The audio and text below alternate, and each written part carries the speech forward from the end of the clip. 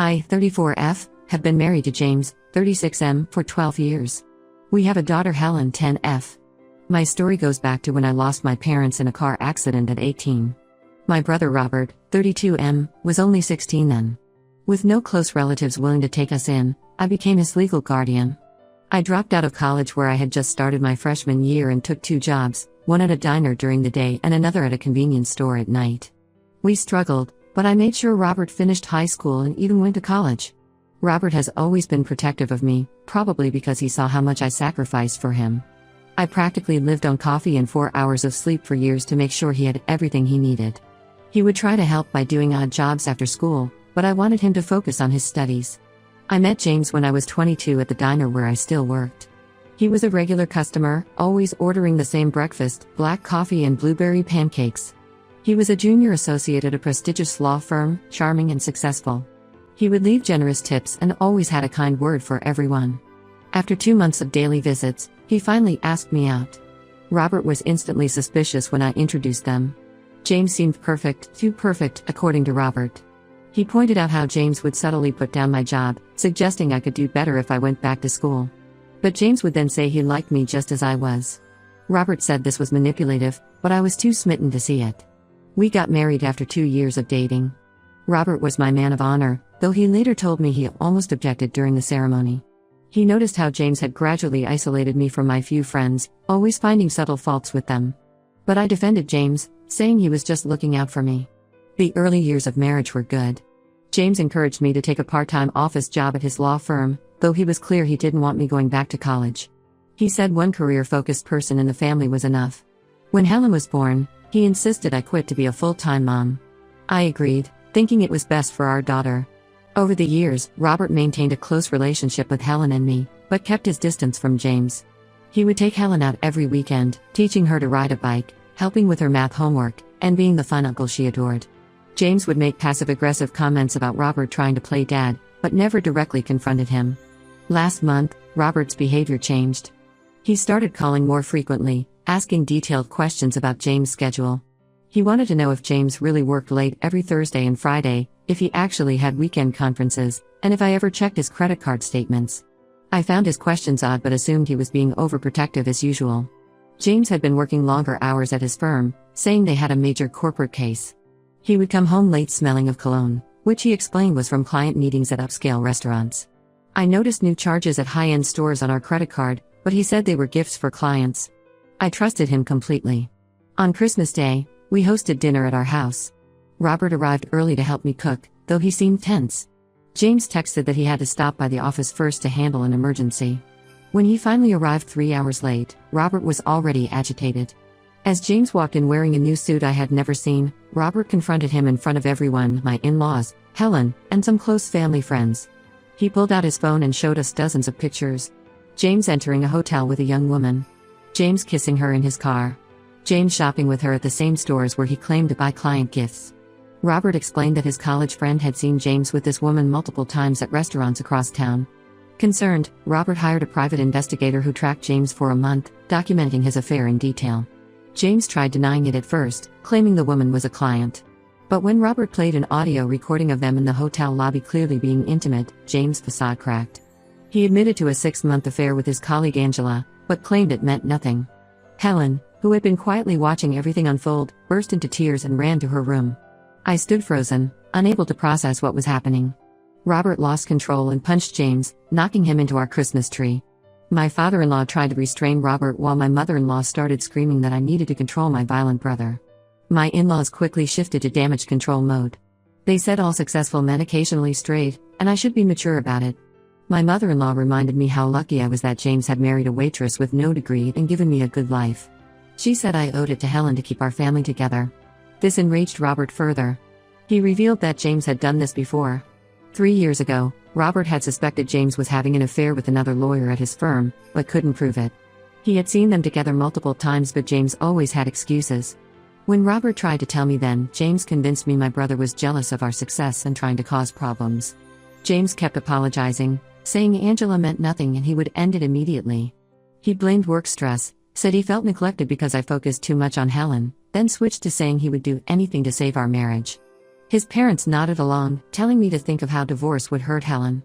I looked at my daughter's Christmas presents still unopened under the fallen tree, at the family dinner getting cold on the table, at my husband's lipstick-stained collar he hadn't noticed, and felt my whole world crumbling. I asked everyone to leave, including James. He tried to argue, but Robert stepped between us, and James finally left with his parents. James has been staying with his parents, who keep calling to say I'm overreacting. Helen refuses to talk to him and cries herself to sleep. Robert wants me to divorce James immediately, offering to help with legal fees. I'm torn between my brother, who sacrificed his youth helping me raise him and has always looked out for me, and my husband of 12 years who I thought I knew. I don't know if I can ever trust James again, but I'm terrified of being a single mom. I feel lost and don't know what to do. Update 1: the past 2 weeks have been a blur of tears, anger, and shocking revelations. Just when I thought things couldn't get worse, they did. James had been calling and texting constantly, switching between begging for forgiveness and blaming me for pushing him into Angela's arms. I blocked his number after he started showing up drunk at our house late at night. Then Angela, 28F, reached out to me through Facebook. Her message started with, "I know you probably hate me, but there's more you need to know." She claimed she met James at a firm happy hour 6 months ago. He told her he was separated and only living with me for our daughter's sake. According to him, we hadn't been intimate in years and were just keeping up appearances for his career. Angela sent me hundreds of screenshots of their conversations. Reading them felt like being stabbed repeatedly. James complained about everything: how I let myself go after having Helen, how I was boring and only talked about our daughter, how he regretted marrying someone so simple. He told Angela he was trapped in a loveless marriage with an uneducated waitress who got lucky.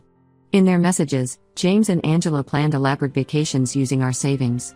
They had booked a Christmas trip to Paris, that's why he was late for dinner that day. He had been at her place exchanging gifts before coming home. Angela sent pictures of the expensive jewelry he bought her, jewelry I had seen charged to our credit card and believed were client gifts. When I confronted James about the messages, he came to our house crying. He admitted everything but blamed it on a midlife crisis. He said turning 36 made him question his life choices. Angela was young and exciting, she made him feel alive again.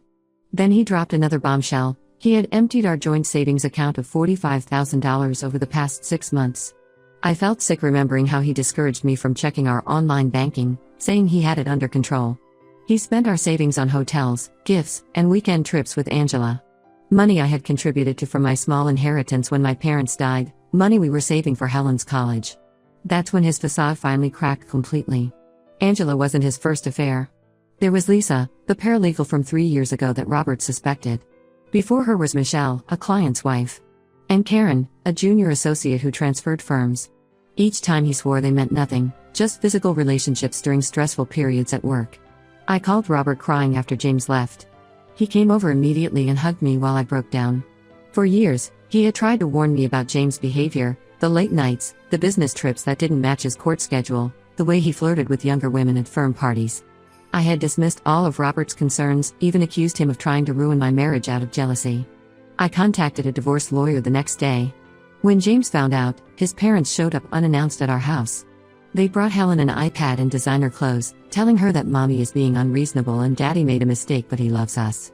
My mother-in-law had the nerve to say I should be grateful James wanted to reconcile instead of trading me in for a younger model. Robert happened to be there and lost his temper. He told them their son was a serial cheater who stole our savings, and they were horrible people for defending him. My father-in-law threatened to cut Helen out of their will if I went through with the divorce. Robert literally pushed them out of the house and told them never to come back. The fallout has spread to our social circle. Most of our friends are from James' firm or his parents' country club. They're taking his side, saying marriage requires forgiveness and I'm being vindictive. One couple we've known for years told me that all men cheat and I should focus on why James strayed instead of playing the victim. Only Robert and my 2 closest friends from my waitressing days are supporting me. They've been taking turns staying with us since James still tries to show up unannounced. Helen is struggling badly. She overheard enough on Christmas to understand her father betrayed us, but she's too young to process it all. She's started having nightmares and her grades are dropping. I found her crying over old family photos yesterday. I enrolled her in therapy using Robert's insurance since James canceled our family coverage when I refused to let him move back home. The therapist says Helen feels abandoned and betrayed, not just by James but by her grandparents who are trying to buy her loyalty. Angela keeps messaging me with more details about their affair. Apparently, James told everyone at his firm that we were separated, which explains why no one ever warned me. He took her to firm events and client dinners, parading her around while I sat at home thinking he was working late. She claims she's telling me everything because she feels guilty, but I think she's just angry he won't leave me for her like he promised. I don't know how I'll manage financially. I haven't worked in 10 years and have no degree. Robert offered to help with bills until I get back on my feet, but I hate depending on my little brother again after all these years. James is already threatening to fight me on alimony and child support, saying I should get a job instead of trying to live off him. Sometimes I lie awake wondering how I missed the signs for so long. Other times I'm angry at myself for not listening to Robert years ago. But mostly I'm terrified of starting over at 34 with a traumatized child and no real work experience. I know I can't take James back after all his lies, but I'm scared of what comes next. Update 2: What I discovered last week changed everything. I was going through old financial documents for the divorce when I found something strange. There were large transfers from James' work account to our joint account, followed by immediate withdrawals to unknown accounts. The amounts were irregular but substantial, $10,000 here, $15,000 there. Robert works in forensic accounting, so I asked him to look at the documents. After reviewing them, his face went pale. He explained that these were transfers from his law firm's client trust accounts, where they hold money for settlements and escrow. James had been stealing from his clients for years, using the money to fund his affairs and maintain his lifestyle. The documents showed a clear pattern. James would transfer money from client accounts to ours, then quickly move it to secret accounts or withdraw it in cash. He covered his tracks by falsifying client billing records and settlement statements. Robert estimated he had stolen over $200,000 over the past 5 years. This explained how James afforded all those expensive gifts and trips with his mistresses on a junior partner's salary. It also explained why he panicked when I mentioned hiring a forensic accountant for the divorce. He wasn't just worried about hiding his affairs, he was hiding criminal activity. Robert helped me document everything and we anonymously reported it to the State Bar Association. Within days, James was suspended pending investigation. His firm conducted an emergency audit and found even more discrepancies. They fired him immediately and reported him to the police. James showed up at our house in a rage, accusing me of ruining his life. He looked nothing like the polished lawyer I married, his shirt was wrinkled, he hadn't shaved, and he reeked of alcohol. He screamed that I had no proof he took the money, that I was just bitter about the affairs. Robert recorded everything from our security camera. His parents arrived an hour later with their family lawyer. They offered me $100,000 to withdraw the bar complaint and sign a non-disclosure agreement. When I refused, they switched to threats. They said they would fight for full custody of Helen, claiming I was an unstable mother who coached my brother to create false evidence against their son. What they didn't know was that Helen was upstairs and heard everything. She came down and confronted her grandparents, asking why they wanted to help Daddy hide that he stole money. My mother-in-law tried to hug her, saying adults sometimes do complicated things for love. Helen pushed her away and told them she never wanted to see them again. The next day, James' firm sent letters to all affected clients admitting the theft. Some clients were elderly people whose retirement settlements James stole. Others were children's trust funds he drained. His colleagues who defended his affairs suddenly went quiet when they realized he had stolen from their clients too. James is now facing disbarment and criminal charges.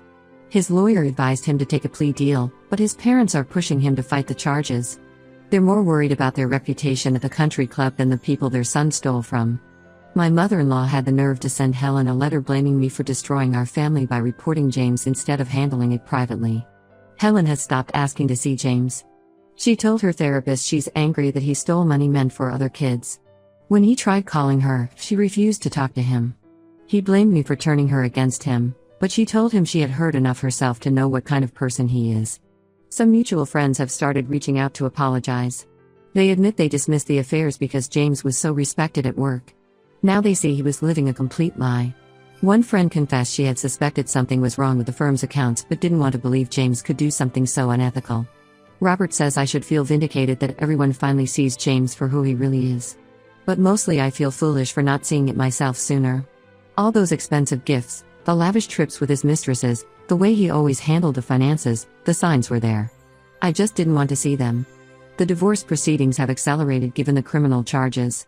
James' lawyer hinted that he might agree to my terms just to avoid more scrutiny of his finances. His parents have stopped threatening to fight for custody now that Helen openly refuses to see them.